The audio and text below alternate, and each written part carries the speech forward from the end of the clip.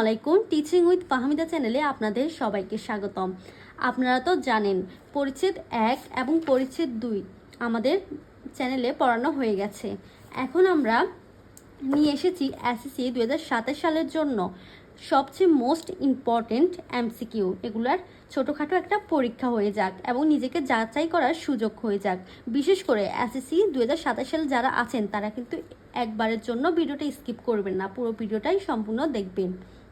তাহলে চলো শুরু করা যাক। এমসিকিউ 1, ভাব প্রকাশের প্রধান মাধ্যম কি?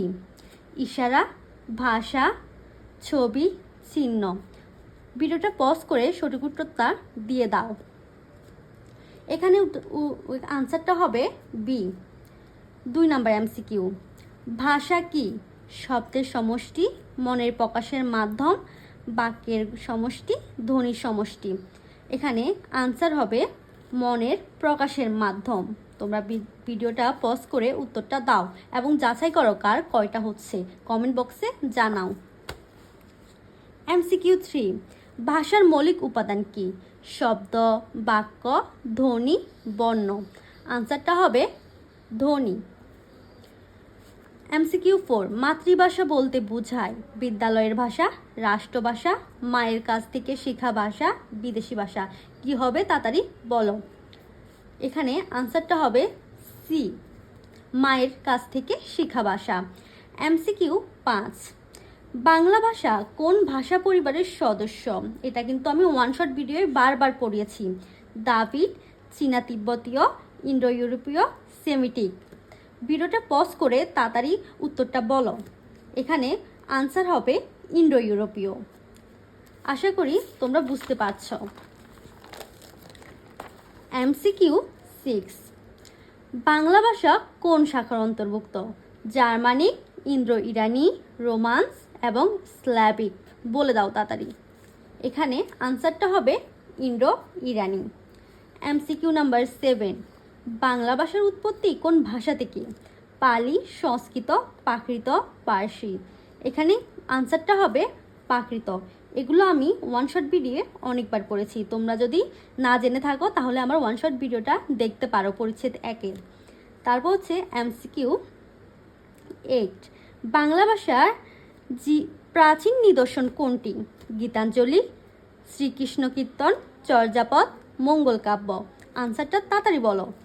চর্যাপদ। এখানে আনসারটা হবে আনসার বি, চর্যাপদ। এগুলো কিন্তু মোস্ট ইম্পর্টেন্ট এমসিকিউ, বিশেষ করে এসএসসি 2027 সালের জন্য।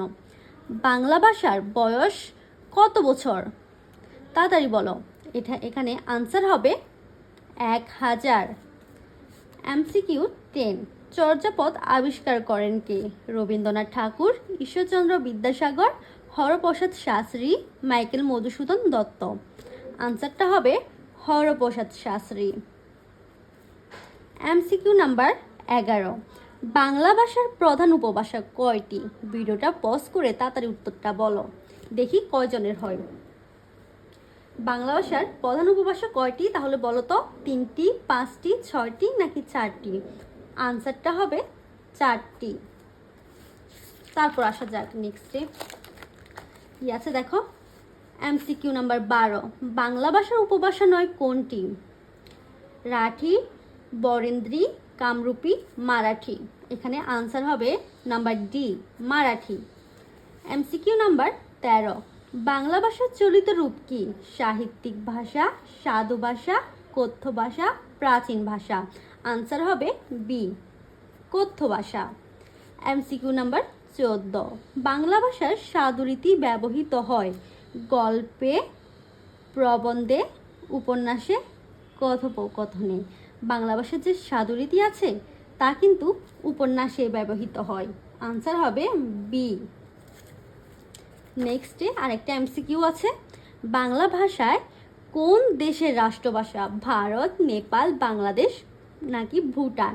এটা তো সবারই জানার কথা, বাংলাদেশ। আনসারটা হবে বাংলাদেশ। দেখো পরিচ্ছেদ 1-এর মোস্ট 15টা এমসিকিউ, যেগুলো কিন্তু পরীক্ষায় কোনো না কোনো বছর ঘুরে ফিরে এসেছে।